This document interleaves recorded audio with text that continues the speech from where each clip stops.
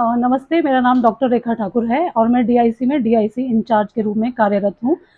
DIC की बात करें तो डीआईसी ये एक डिस्ट्रिक्ट अर्ली इंटरवेंशन सेंटर है, जिसका इनॉग्रेशन 28 नवंबर 2023 में किया गया था, जिसका इनॉग्रेशन जो है हमारे सीपीएस श्री सुंदर सिंह ठाकुर जी ने किया था, जिनकी ब्लेसिंग से ये सक्सेसफुल हो पाया था। और डीआईसी के अंडर जो है हम लोग स्पेशल नीड बच्चों को थेरेपी इंटरवेंशन प्रोवाइड कर रहे हैं, like physiotherapy, occupational therapy, speech therapy and special education.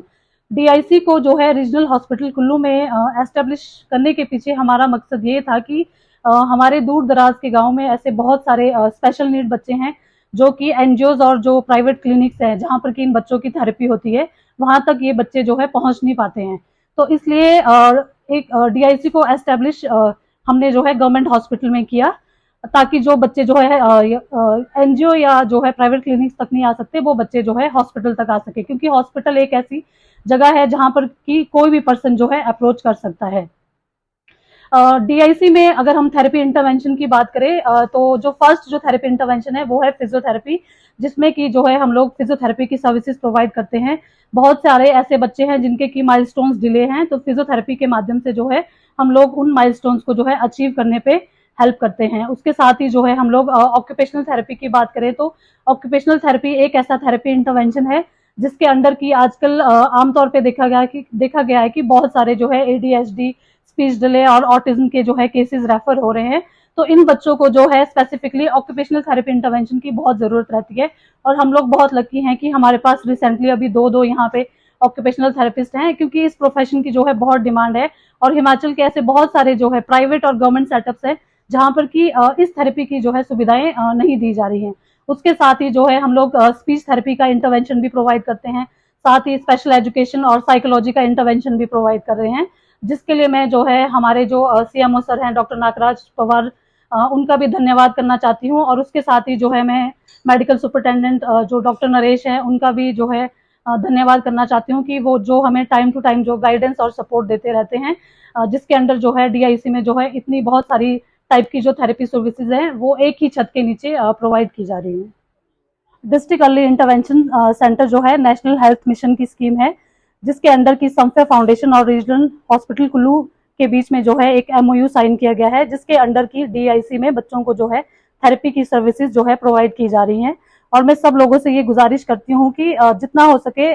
इस प्रोग्राम में जो है बच्चे जो है आए, ताकि जो है इन थेरेपी सर्विसेज का जो है लोग फायदा उठा सकें।